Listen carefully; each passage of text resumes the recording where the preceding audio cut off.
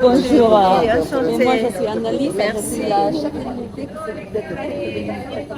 Ah, ben, enchantée. Je suis Merci enchantée. Merci déjà. avec plaisir. Voilà. C'est avec grand Bienvenue plaisir. et déjà félicitations pour le travail remarquable que vous faites. C'est un plaisir et un honneur pour l'OMDC de collaborer avec vous. Merci, tout le plaisir est pour moi. Merci. Et c'est normal, je suis votre ambassadrice. Merci beaucoup. Oui, Merci. c'est vrai. On vous accompagne. Merci bien. C'est Alexiane qui vient du Canada. Bonjour, enchantée. Comment ça va? Très bien. Bonjour, enchantée.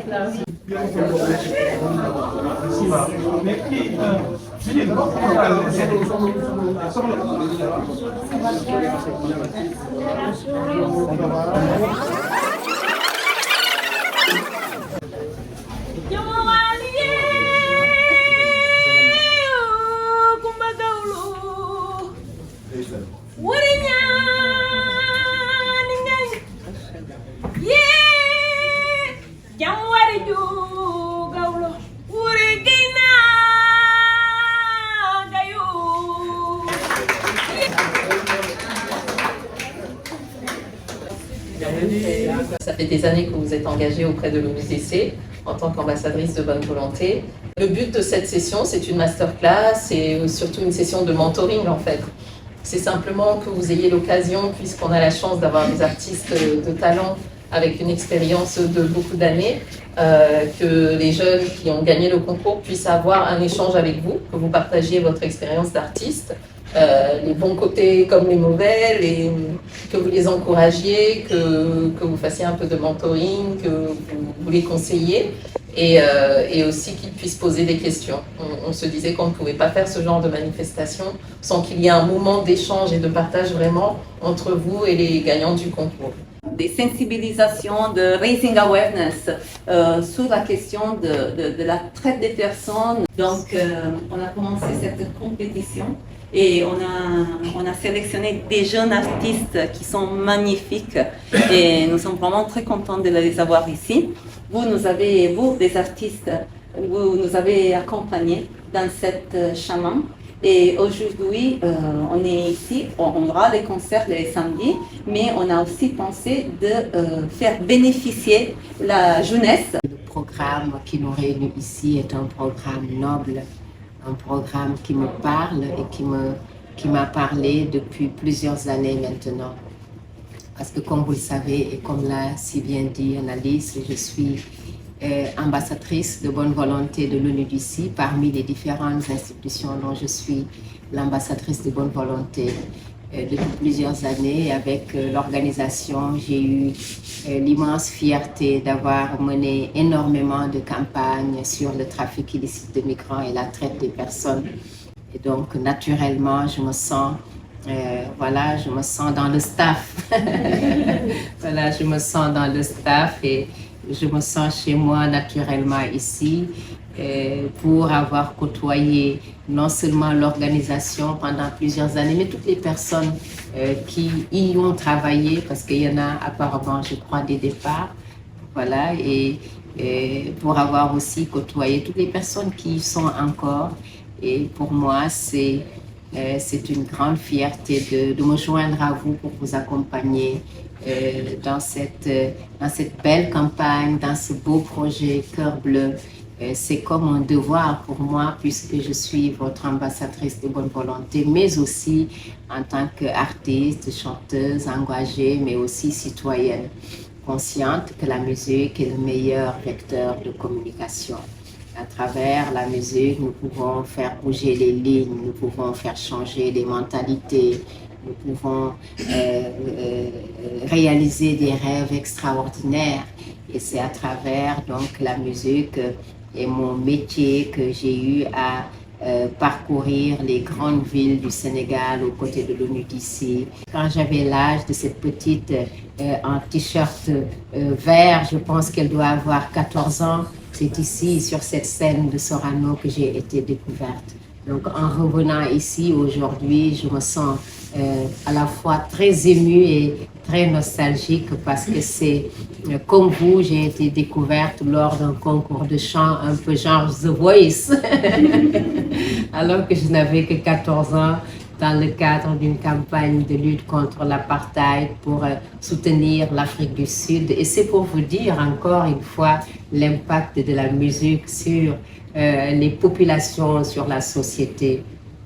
Et dans le cadre de ce concours qui a été organisé par l'État du Sénégal et qui réunissait les enfants des 11 régions du Sénégal, je pense qu'à l'époque on avait 11 régions, je ne sais plus en tout cas du Sénégal, où il y avait plusieurs étapes de concours. Donc pour vous dire que je sais ce que c'est qu'un concours avec toute la pression, tout le stress, tout le trac, toute la douleur parfois, la tristesse. Voilà, surtout quand on est très jeune et qu'on veut être au devant de la scène, on est vulnérable, on est fragile. Voilà, et puis ce concours où il y avait plusieurs étapes, quart de finale, demi-finale, finale, jusqu'à ce qu'on arrive à Dakar où il y avait vraiment la grande finale qui se passait ici à Sorano, dans cette salle de 1128 places qui était archibondée, où moi j'étais encore cette petite fille dans son corps frêle, mais j'avais la chance d'être encadrée par mon père qui a toujours été mon mentor, qui était là à me pousser, à me dire de ne pas avoir peur, et aussi grâce à la bénédiction divine, mais aussi à l'encadrement, aux encouragements de mon père. J'ai dû être la première à toutes les étapes, quart de finale, demi-finale, jusqu'à la finale. Donc aujourd'hui, je me réjouis vraiment de vous rencontrer ici parce que cet endroit retrace mon parcours, mon histoire, ma vie, tout ce que j'ai vécu sur cette scène de Sorano quand j'avais 14 ans, dans le cadre du concours Voix d'Or 86, où j'ai eu à remporter voilà, le premier prix et mon frère était le deuxième. Voilà ce qui m'a valu le nom de la Voix d'Or depuis lors. Donc ça fait partie des raisons pour lesquelles vraiment je suis très heureuse de revenir sur cette scène, mais de retrouver ces jeunes qui sont en train de faire un peu la même chose que ce que j'ai fait quand j'avais leur âge ou moins encore. La musique est quelque chose d'extrêmement important, c'est un métier pour moi et je pense que vous pouvez aussi, si vraiment c'est votre passion, la prendre comme un métier, la considérer comme un métier qui peut vous nourrir, qui peut vous permettre non seulement de sortir vos émotions, de partager des rêves, de partager des joies, de partager des projets, de partager des ambitions, des souvenirs, mais aussi de gagner votre vie, voilà, et de construire quelque chose pour la postérité.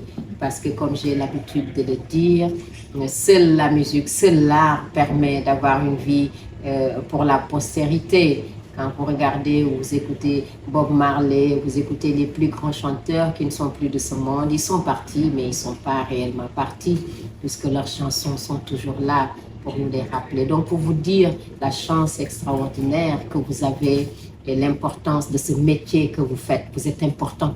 Voilà, vous êtes des personnes importantes et ça, il faut le savoir, importantes pour la société, importante pour vos familles, importante pour vous-même, voilà, importante pour d'autres. Et ça, c'est quelque chose de très, très important à retenir. Et donc, les trois raisons vraiment qui font que je suis très, très contente de me retrouver ici, voilà, sont en résumé quelque chose comme ça. Et je profite de l'occasion pour saluer Alexia et la remercier de croire en l'Afrique, voilà, d'être venue au Sénégal, ce beau pays, et de rencontrer d'autres sonorités, et de rencontrer notre culture et de partager. C'est voilà. Ah ben c'est magnifique. Ah ben voilà, c'est magnifique. Donc vous êtes chez vous. voilà, vous êtes chez vous. Et le Sénégal est un pays fabuleux de teranga et voilà, je me réjouis de te rencontrer ici et de faire ta connaissance et je te souhaite bonne chance aussi. Voilà, je suis très contente d'être là, je reste ouverte à vos questions et voilà, merci.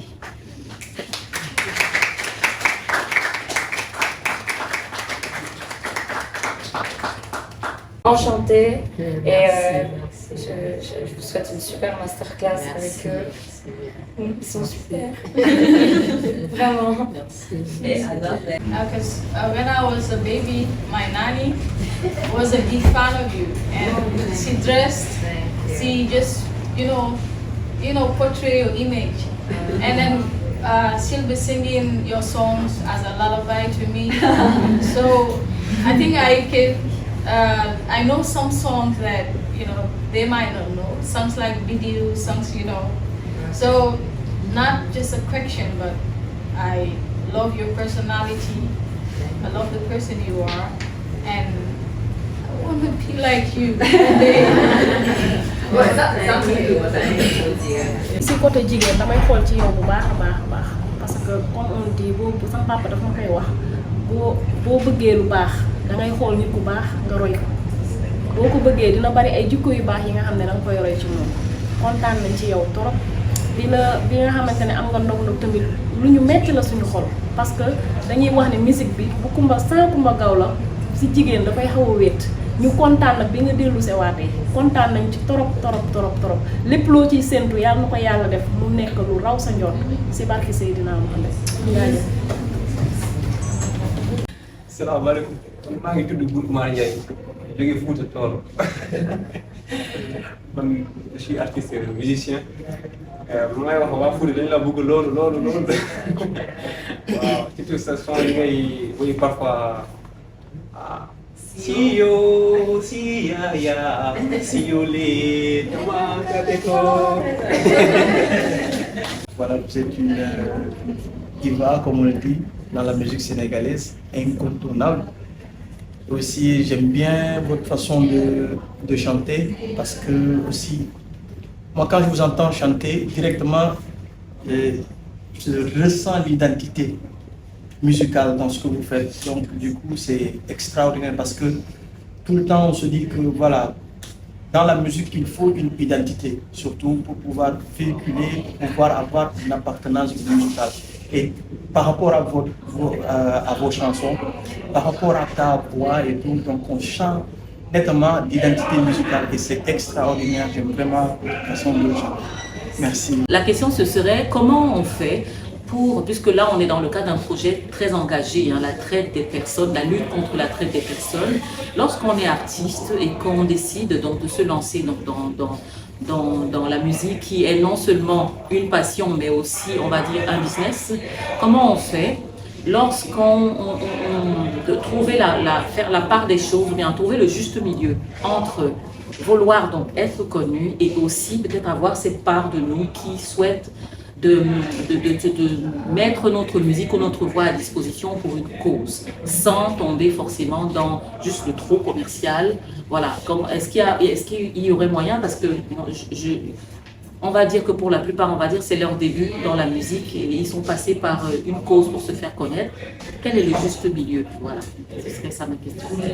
L'enseignement, c'est important pour enseigner, inculquer le savoir. Il faut être passionné et il faut être aussi patient. Donc il faut aimer ça et pour cela, vraiment, je vous félicite et je vous encourage à persévérer dans cette voie-là. Pour répondre à votre question, moi je dirais que c'est, vous savez, pour faire la part des choses. D'abord, dans toute chose, moi je dirais qu'il faut rester soi-même. Il est très important de rester soi-même, d'aimer d'abord ce qu'on fait, d'avoir une passion pour ce qu'on fait, parce que c'est la passion qui vous aide à surmonter les difficultés. Sans pour autant trop forcer les choses, on peut tout surmonter. Parce que, surtout en Afrique, où les choses ne sont pas toujours aussi faciles qu'en Europe, ici on fournit 1000 pour obtenir 10. Alors qu'ailleurs, les efforts ne sont pas les mêmes. Seulement, les moyens ne sont pas les mêmes, les cadres de vie ne sont pas les mêmes, les conditions, les contextes, tout diffère. Pour toutes ces raisons-là, il faut avoir de la passion. Parce que quand on a de la passion, on refuse de baisser les bras, on refuse d'abandonner face aux difficultés, on refuse de se laisser abattre quand il nous arrive quelque chose dans notre carrière ou au cours de notre carrière, parce que la musique c'est un métier, donc il faut une carrière. On travaille à mettre en place une carrière. Donc avant toute chose, moi je vous invite à avoir en vous cette passion-là, cette envie de gagner, cette envie de surmonter, de surpasser, de vous surpasser, de donner le meilleur de vous-même parce qu'il n'y a que cela qui vous permettra de vous dire oh, les petites difficultés ou les petits imprévus ou les petites tracasseries qui m'arrivent ne vont pas me sortir de mon chemin ni de mes objectifs. Donc ça, c'est déjà un atout à avoir. Senghor disait quelque chose de très important, ouverture et enracinement. Il faut s'ouvrir au monde parce que c'est en s'ouvrant qu'on apprend, qu'on découvre, qu'on apprend chez les autres, qu'on arrive sans gêne, sans complexe à côtoyer l'autre, mais qu'on accepte aussi la différence entre nous et les autres et leur choix. Même si on n'épouse pas forcément leur choix, ben on les accepte parce que c'est ça aussi la liberté, le respect de la liberté et le respect de la démocratie.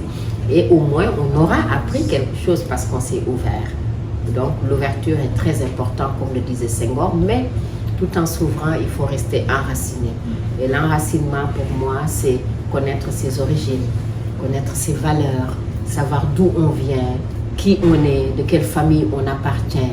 Et dans ce métier qu'est la musique, de manière générale, le showbiz, il est très important d'avoir cet esprit-là et d'avoir cela en tête, se dire je suis ouverte, mais je suis enracinée. Voilà, je sais qui je suis, d'où je viens, d'où je proviens, ce que je veux faire et voilà mes origines. Et demain, si dans la rue, quelqu'un me tapote à l'épaule, me dit qui tu es, je saurais lui dire qui je suis parce que effectivement, je sais d'où je viens et qui je suis. Et à partir du moment où on a tout cela, et je trouve que tout cela est assez humain parce que c'est en nous, on peut naturellement, pour chuter sur la question de Gaël, la musique est un métier. Il est très important d'être conscient que la musique, en tout cas pour moi, c'est le cas. La musique n'a jamais été un créneau ou en tout cas un support pour chanter, danser, se déambuler, bouger sur scène, mettre ta plus belle tenue, que tu sois un garçon ou un homme, que l'on dise ah qu'est-ce qu'il était beau dans son costume, ah, qu'est-ce qu'elle était belle dans sa robe et que je rentre chez moi. Pour moi, il n'y a pas de message, à part les messages de la beauté, parce que chaque chose dans le métier qu'on fait renvoie un message. Mais il y a d'autres messages qui sont très très importants dans le métier de la musique. C'est le message de solidarité, les messages de la non-violence, les messages du respect des droits humains, les messages de la démocratie, du respect de la démocratie, les messages d'amour, de partage, voilà, de soutien, les messages vraiment d'espoir. Et c'est à cela, etc. Entre autres, c'est à cela que sert la musique pour moi. Parce qu'une musique, quand elle ne sert pas à cela, pour moi, elle ne sert à rien. Voilà, parce qu'une musique, c'est des moments de souvenir. J'ai dansé sur une chanson de tel artiste. Ah, je ne vais jamais oublier ce moment. C'était mon plus beau souvenir parce que j'étais avec mes amis. Mais j'ai écouté aussi le message. Voilà, le message, quand vous écoutez Bob Marley dire « No woman, no cry », c'est un message fort et un message qui est resté éternel. Et d'autres, et d'autres, et d'autres, et d'autres. Et c'est à cela que sert la musique. Et moi, je vous invite vraiment à vous dire, je suis une artiste, j'ai envie de vendre du rêve, j'ai envie de vendre de la beauté, j'ai envie de vendre de la joie, j'ai envie de vendre du sourire, j'ai envie de vendre de l'espoir, d'amener les autres à s'aimer, à se soutenir. J'ai envie d'amener nos dirigeants, de les conscientiser, à aider les jeunes à ne plus, comment dirais-je, pratiquer la migration irrégulière, de leur trouver des emplois, de défendre ma jeunesse. Mais j'ai envie donc de laisser un message très très fort. La première question, c'est que je voudrais te demander comment vous êtes arrivé, comment vous avez fait pour atteindre ce niveau. Et la deuxième question, c'est que quel est le conseil que vous avez à nous donner, nous, en tant que jeunes artistes? La question est très très pertinente, Victoire. Vous savez, pour arriver là où je suis arrivée, cela n'a pas été de tout repos. Et croyez-moi, comme tout dans la vie, hein, vous savez, chaque métier a ses peines et ses joies. Et pour arriver là où j'en suis aujourd'hui, croyez-moi, ma chère. Il a fallu que je travaille beaucoup. C'est le fruit de plusieurs années de travail, de plusieurs années d'abnégation, de beaucoup de choix de vie. Parce que quand on fait un métier, quel que soit le métier, mais surtout le métier que je fais, puisque nous sommes là pour parler de la musique, du showbiz, il faut savoir avoir un choix de vie. Ne jamais perdre son temps à pleurer quand ça ne va pas, quand on tombe, quand parfois on fait un concert raté, parce que ça peut arriver dans la carrière d'un artiste. Vous savez, un artiste peut donner tous ses moyens, tous les efforts, ses moyens humains, ses moyens logistiques, ses moyens financiers, son cœur, et puis arriver, et puis l'événement ne marche pas comme il veut. Parce qu'on n'est pas toujours maître de notre destin. Voilà, et il peut y avoir des couacs de dernière minute qui font que, écoute, on arrive, mais le public n'est pas là. Ou bien on sort un disque ou une chanson, on s'attendait à ce que le public adhère. Il peut arriver que le public n'adhère pas forcément. Voilà, où on va quelque part, on fait un mauvais choix de titre à présenter parce que le public attendait plus tel autre au lieu de telle autre chanson. Et quand ça arrive, il faut analyser les choses froidement. Il faut les analyser avec maturité, il faut les analyser avec sincérité, avec humilité. Voilà, et essayer d'analyser qu'est-ce qui n'a pas marché, d'étudier, de continuer à conserver sa foi parce que c'est très important, et puis continuer à encore se reprendre, travailler et se dire demain ça va marcher, aujourd'hui ça n'a pas marché, mais ça ne veut pas dire pour autant que je ne suis pas une bonne artiste. Au contraire, je suis une bonne artiste. Disons qu'aujourd'hui l'étoile n'était pas là, parce qu'effectivement demain le public qui n'était pas content peut être content à tel point que tu te dis mon Dieu, il y a un mois, mon disque, ma chanson n'a pas marché là, tout le monde chantonne mes chansons partout. Et c'est comme ça, la carrière d'un artiste, c'est une étoile. Des fois l'étoile brille, des fois l'étoile est moins brillante, parce que c'est le destin, parce que c'est comme ça. Et sans compter bien sûr les combats que l'on peut, auxquels on peut être, les combats des autres, auxquels on peut être confronté, des gens qui vous mettent les bâtons dans les roues, des gens qui font tout pour que les choses ne marchent pas pour vous, voilà, parce qu'ils veulent mettre un frein à votre carrière, des gens qui sont des médisants au sujet de votre image, sur votre image et tout ça, mais tout cela doit être un moteur pour vous forger, pour vous donner une force, pour vous dire waouh, je suis une fille, mais je suis une lionne. Je vais me battre jusqu'à ma dernière énergie pour leur montrer que je suis la meilleure et que rien ne peut m'atteindre si ça ne vient pas de Dieu. Et c'est ça que, voilà, c'est cette personnalité-là qu'il faut avoir. Ce n'est pas toujours facile, voilà, parce que nous sommes des humains, mais pour réussir dans la vie, il faut être fort. Il faut avoir un mental d'acier, voilà, et un cœur de glace. Il faut avoir un beau cœur, parce qu'on est artiste, il faut savoir donner. Et quand on fait son job, il est important d'être fort, d'avoir la force de se dire, je ne vais pas baisser les bras. Et quand on travaille sur un instrument, ou sa voix, ou quel que soit, parfois, on peut vous dire d'aller très très haut. Voilà, quand vous chantez, et ça, c'est pas votre coach vocal qui me démentira. Quand vous dites je ne peux pas, vous n'arriverez jamais à le faire. Il faut se dire, je peux y arriver, je vais essayer. Je vais vraiment essayer. Et vous essayez, à force de pratiquer. À force de pratiquer. Okay? La meilleure manière de connaître une langue ou quelque chose, c'est practice. Practice is a good way. A good way. Practice, practice, practice. Every time, every day, every time. Un instrument, une guitare, un piano, il faut pratiquer et travailler. Donc ce sont là, pour résumer, vraiment les conseils que je vous donne. Chose qui vous inspire, ou une fois un penseur, des personnes qui vous inspirent, penseur, musicien, quelque chose comme ça, quoi, qui vous inspire à écrire ou à être vous-même. Et aussi, j'ai oublié la deuxième question. Ouais. Bon, vos plus grands moments que vous avez passés dans la musique. Particulier ou une chose particulière en vous disant que c'est ce qui m'a inspiré, parce que tout est inspirant dans la vie. Seulement, il faut être ouvert d'esprit pour que tout puisse vous inspirer. Même cet enfant dans ce coin de rue qui joue à ses billes, qui fait quelque chose, si vous lui accordez de l'importance, il peut vous inspirer. Le jeu de billes, quelque chose comme ça, avec son sourire, pour vous inspirer. Tout est inspirant dans la vie, parce que tout est un enseignement dans la vie. Il suffit maintenant, tout dépend de comment on veut voir les choses et on veut les percevoir.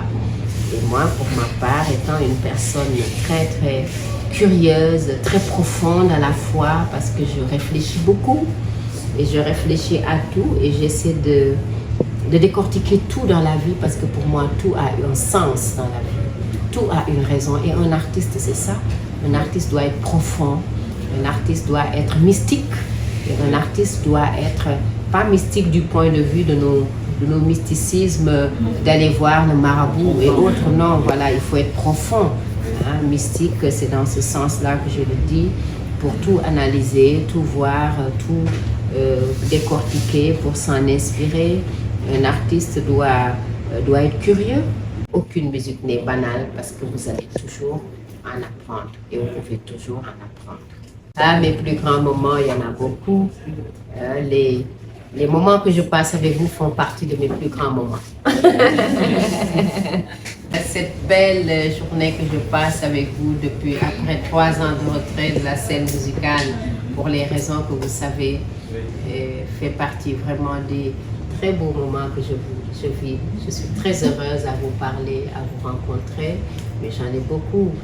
Quand j'ai eu mon disque d'or, ça faisait partie de mes grands moments. Quand on est venu me dire, tiens Kumba, tu sais que tu es le numéro 1 du top 50 ça fait 1 semaine que tu es un du numéro top 50 français. Voilà, j'étais encore jeune, peut-être inconsciente. Pour moi, c'était, ah bon, ouais, d'accord, ah c'est bien. Parce que je ne pouvais pas analyser l'impact, parce que j'étais encore jeune. Mais avec le recul, je me dis, ça fait partie de mes plus grands moments, pour plusieurs raisons. D'abord, je suis une Africaine. Je viens de l'Afrique, d'un pays comme le Sénégal, issu d'une famille très modeste. Une chanson qui n'est pas une langue d'un pays où je suis le numéro 1 du top 50 français et au numéro 1 du top pendant plus d'1 semaine, c'est pas une petite affaire quand même. Hein, il faut quand même s'en réjouir et rendre grâce à Dieu pour cela et à mes parents. Et quand j'ai fait des grandes scènes comme Bercy et que je me suis réveillée que tous les matins, mon clip vidéo tournait en boucle sur les chaînes TF1, M6, France 2, je me disais, waouh, c'est moi la Sénégalaise qui suis là. Voilà, et que je croisais des Africains, des Sénégalais qui disent, ah, elle est sénégalaise, elle est sénégalaise. Ça fait partie de mes plus beaux moments, parce que je me suis rendu compte, et c'est là où d'ailleurs l'on se rend compte de l'importance de la musique, l'importance et l'impact de représenter son pays. Et pour ça, vraiment, je vous conseille à toujours vous battre pour représenter dignement votre pays. C'est très important. Donc les moments sont vraiment... Et quand j'avais gagné aussi ce concours de chant ici à Sorano, alors que je n'avais que 14 ans, ça fait partie de mes plus grands moments aussi. Hein. Les moments sont... Et mon retour sur scène après 3 ans de maladie, et que je vois tout l'engouement des Sénégalais, leur accueil, leur solidarité, leur hospitalité. Je me sens tellement redevable de chacun. Ça fait partie des plus grands moments encore de ma vie et de ma carrière. Vraiment, merci pour ça.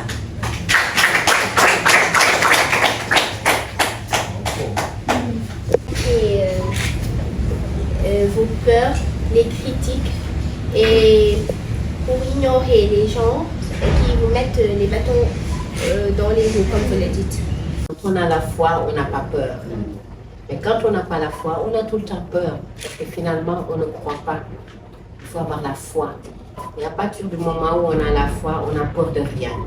Et à partir du moment où on a la foi, on se dit, quel que soit ce qui se passe, il fera toujours jour demain. Le soleil va toujours se lever et je verrai toujours le jour. Et ces gens qui veulent me combattre ne vont pas m'empêcher de voir le soleil. Ces gens qui veulent me détruire, voilà, me faire du mal, ben, c'est parce que je suis important. Je vais vous dire ça. Parce que si tu n'étais pas important, ces gens-là ne t'accorderaient pas d'importance. C'est parce que tu es vraiment une personne importante. Et ça te permet de te dire, waouh, je vais rehausser les épaules là. Avec humilité, certes, et avec fierté, avec force. Et tu te dis, tout ce qui ne vient pas de lui, qui m'a créé, qui nous a tous créés, ne pourra pas m'atteindre. J'ai la vie devant moi, je dois me battre, je dois être forte. Maintenant, il est clair que c'est très facile de le dire. Voilà, c'est très facile de le dire, hein, mais ce n'est pas toujours facile de le vivre, de le faire. Surtout quand on est jeune, quand on est une fille. Voilà, les femmes sont généralement fragiles, mais elles sont fortes aussi parce qu'elles font des choses extraordinaires.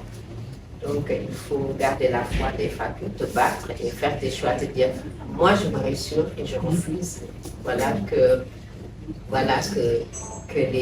les autres qui veulent mettre un frein à cela me prennent la tête. Voilà, soit tu m'aimes, c'est bon, tu m'aimes pas, bien tant pis. Moi j'avance. Voilà. Quel est votre joie? Ah, bonne question. Vraiment, j'ai toujours été timide à 14 ans parce que j'ai commencé à chanter à l'âge de 7 ans, mais j'avais peur, j'étais timide, mais heureusement j'avais mon père qui était là. Voilà, mon père c'était mon mentor, c'est lui qui me poussait, qui m'idolâtrait, c'était mon fan number one, il pensait que j'étais la plus grande chanteuse au monde. Il disait à tout le monde, ma fille, elle va être plus célèbre que Mahalia Jackson. Parce que moi, je ne savais même pas qui était Mahalia Jackson. Je me dis, mais de quoi il parle? Il me dit, Mahalia Jackson, c'est la chanteuse américaine, la plus grande chanteuse. Et il disait ça, mon père, paix à son âme. C'est pour vous dire que c'était mon plus grand fan qui a cru en moi. Et quand j'étais là, parce que déjà, enfant, j'avais ce petit corps frêle. J'étais fragile, j'avais peur, mais c'est lui qui me poussait pour que je monte sur scène et que je chante. Et quand j'étais sur scène, il était toujours là, sur la scène de Sorano. Vraiment, je revois encore les images à m'encourager. Mais j'avais aussi, bien que j'avais peur, j'avais en moi cette volonté de gagner. J'avais en moi cette volonté de gagner. J'avais en moi cette volonté de remporter le prix à tous les prix, comment dirais-je, impérativement je le voulais. Parce que le premier prix était, le premier lot c'était un poste téléviseur, le deuxième c'était une chaîne à musique et le troisième je pense que je sais plus, c'était des sacs de riz ou quelque chose comme ça. Et comme chez nous, on n'avait pas de poste téléviseur, pour moi, il n'était pas question de ne pas gagner cette chaîne de télévision. Il fallait que je le gagne pour ma mère, pour mes frères, pour mes sœurs, pour mon père qui n'avait pas les moyens de nous acheter un poste téléviseur. Et quand j'en parle, je suis très très émue parce que je me disais non, il ne faut plus qu'on aille regarder la télé le soir chez le voisin. Je me dois de gagner ce poste pour mon père et ma mère pour qu'enfin on regarde la télé chez nous. Et donc, voilà, il y avait déjà cette volonté et il y avait cette hargne-là qui tuait ma timidité, qui me disait tu n'as pas le droit d'échouer, jusque-là tu as gagné et là c'est la finale, tu dois gagner ce poste. Et c'était déjà ça ma première motivation. Et l'autre motivation, c'est que le thème était très intéressant. Parce que le thème était tellement important, parce que c'était un cri du cœur pour lutter contre l'injustice, l'apartheid en Afrique du Sud. Je me suis dit, Kumba, ta chanson doit aller très haut et doit faire le tour du monde pour les frères sud-africains, donc tu dois gagner. Soweto doit aller au-delà des frontières, donc tu dois gagner.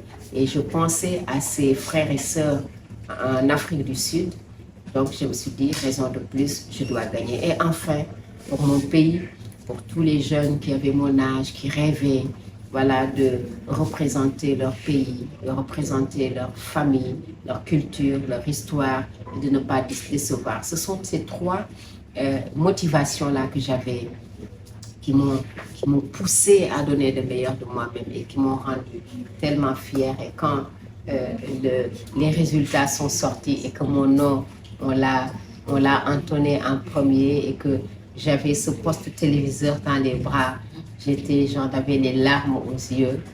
J'étais tellement contente et voilà, ce sont des moments que je n'oublierai jamais, vraiment, je n'oublierai jamais. En tant qu'artiste engagé contre le trafic humain, quel conseil avez-vous pour ces jeunes qui risquent leur vie à prendre les pirogues pour migrer? Je suis consciente de l'importance capitale de la jeunesse dans une société, une jeunesse saine, une jeunesse forte. Et c'est pour ces raisons-là qu'avec ONUDC, quand j'ai été nommée ambassadrice de bonne volonté contre le trafic illicite de migrants et la traite des personnes, nous avions mis en place un programme qui s'appelait And Defar Africa, And Liguer Africa, ensemble s'unir pour le développement de l'Afrique. C'est très important. Il n'y a que les jeunes et à travers les jeunes que nous pouvons développer l'Afrique. Si tout le monde part, qui reste? Aujourd'hui, nos champs qui doivent être cultivés, qui doivent être désherbés, ne vont pas être cultivés ni désherbés par les vieilles personnes qui ont 50, qui ont 60, 70, 80 ans. Bien au contraire, ils ont besoin de repos, ils sont fatigués. C'est aux jeunes de travailler pour le peuple, pour le pays, pour le continent. Il faut croire en son continent. Il est vrai que ce n'est pas toujours facile. L'Afrique est difficile, il faut le dire, mais elle n'est pas pire. Il y a pire. Il y a quand même des opportunités de travail en Afrique. Il y a des opportunités de formation, de renforcement en Afrique. Il est très important que les jeunes le comprennent. Et pour le comprendre, le meilleur moyen, c'est d'avoir en soi ce sens citoyen, ce sens civique, ce sens patriotique. Il faut aimer son pays, il faut aimer son continent, il faut aimer sa famille, il faut s'aimer soi-même. Et s'aimer soi-même, c'est aimer son pays. C'est dire, moi, j'ai le continent le plus beau, c'est fabuleux mon continent. Mon pays est magnifique, même s'il y a des difficultés. Je refuse de partir. Je veux me battre, quels que soient mes moyens, pour faire partie de ceux qui apportent leur pierre à l'édifice. Et pour cela, c'est simple, avec même un petit job et un petit salaire, je peux partir de ça, le fructifier et me battre. Mais de l'autre côté aussi, autant j'incite les jeunes à croire en eux, à croire en l'Afrique et de ne pas risquer leur vie à la recherche d'un Eldorado. Parce que vous savez, il ne faut pas toujours croire à ce que l'on voit dans les films. Parce que si vous vous dites, ah, j'ai vu les beaux palaces, j'ai vu les beaux restaurants, j'ai vu, c'est pas ça la réalité, ce sont des films que l'on vous vend. C'est comme dans un clip vidéo, on vous vend du rêve. Mais la réalité est tout autre. Et beaucoup de jeunes aujourd'hui se sont fait berner par ces histoires, ces Eldorado qu'on leur vend, pour hypothéquer leur vie, partir en Europe, et aussi les amis qui leur disent mais viens, ici tout va bien. Non, quand tu vas, on t'héberge un jour, 2 jours, 3e jour on te dit ah ben écoute, il va falloir commencer à cotiser, hein. Si tu cotises pas, écoute, moi je peux pas te loger, et ils se retrouvent dans la rue parce qu'ils pensent que tout est comme ça se passe chez nous au Sénégal. Ici, tu ne travailles pas. En Afrique, il y a ta maman qui t'aide, il y a ton cousin, il y a ton frère, il y a ta sœur, il y a... Voilà, les gens s'entraident. Ailleurs, non. Ailleurs, chacun a sa bouteille d'eau. Si vous êtes 10 dans une chambre ou 5, et chacun inscrit son nom sur sa bouteille d'eau. C'est pour Abdou. C'est pour éviter que Moussa vienne boire la bouteille d'eau. Hein? Donc, c'est chacun pour soi. Voilà, donc chacun reconnaît un peu son bien. Donc, il faut faire la part des choses et faire très attention. Et c'est pour cette raison qu'il y a eu tellement de jeunes aujourd'hui qui sont perdus dans dans les grandes villes des grands pays, entre la Libye, la Tunisie, le Maroc, l'Afghanistan ou ailleurs, qui ne peuvent même plus revenir chez eux parce qu'ils ne peuvent même plus être identifiés, parce qu'ils ne sont plus avec leur tête. Ils ont tellement été perturbés, traumatisés, violentés, agressés, qu'ils ont perdu la tête. Et quand on ne sait pas t'identifier, tu ne peux pas revenir chez toi parce que tu ne sais pas dire où tu es. Et ils sont comme ça dans l'errance quotidienne jusqu'à mourir. Leur famille n'a pas de leurs nouvelles et eux-mêmes ne peuvent même plus donner de leurs nouvelles. Voilà, alors qu'ils avaient la chance de rester ici. Et pour quelqu'un comme moi qui est travaillé beaucoup avec l'ONU d'ici et qui connaît très bien les problèmes de migration, à l'époque où il y avait vraiment ce problème avec la Libye, où Kadhafi venait de nous quitter, de quitter ce monde, où vraiment il y avait l'immigration était très très forte, où c'était difficile, tellement de jeunes étaient perdus entre la Libye, la Tunisie, le Maroc, dans toutes ces zones, ce qui est très dommage pour l'Afrique, parce que l'Afrique a perdu ses forces. C'est-à-dire, il a perdu ses jeunes, et la jeunesse, c'est la force de l'Afrique. Voilà, la jeunesse, c'est le meilleur investissement de l'Afrique. La jeunesse, c'est la bravoure de l'Afrique. Et donc, pour toutes ces raisons, moi, j'incite les jeunes à croire en eux, à croire en l'Afrique. Mais j'incite aussi nos dirigeants à croire aux jeunes, à les aider, à leur trouver des emplois, à les former, à les assister, et puis à les aider. Et puis que les jeunes aussi, il ne faut pas liguer. Tu n'as pas de travail, on te donne un travail de gardien, mais prends-le. C'est mieux que de dormir jusqu'à 14 heures, de te réveiller et demander à ta maman de quoi acheter le café. Au moins, tu prends ce boulot de gardien, même si le salaire est minime, et tu gardes ta dignité. Comme ça, à la fin du mois, tu donnes, même si c'est un petit 5 000 ou 10 000, à ta mère, à maman, je contribue dans la maison, c'est pas beaucoup. Tu te sens fier, tu te sens dit, au moins. Et avec le reste, tu achètes tes 2, 3 chemises à la friperie d'à côté. C'est joli, hein, les friperies. Moi, j'ai porté ça souvent hein, quand j'étais plus jeune. Moi, j'avais qu'une seule robe que je lavais le soir parce que j'en avais qu'une. Je lavais la nuit ma robe, je la faisais sécher derrière le réfrigérateur parce que c'était le seul endroit où il faisait chaud pour sécher ma robe. Et je portais la même robe beige, je ne vais jamais l'oublier, avec cette veste en velours beige dessus, à tel point qu'à l'école, on me dit, Hana, tu n'as que cette seule robe. J'ai dit, oui, j'ai cette seule robe. Aujourd'hui, j'ai une chambre d'habits. J'en ai même 2. Voilà, j'ai des dressings et des dressings avec tous les habits, les uns les plus beaux que les autres. Mais ce qui m'a aidé à en arriver là, à part Dieu, c'est l'abnégation, la force de réussir. Voilà, de ne pas minimiser les choses et de me battre. Et j'invite vraiment tous les jeunes à cela pour y arriver, parce que tout est possible. Voilà, ce n'est pas pour rien que Barack Obama vient de l'Afrique et devient le président américain, le premier président noir. C'est parce que vous pouvez y arriver. Il faut toujours vous dire, vous pouvez y arriver. Et je me bats à partir de l'Afrique pour y arriver.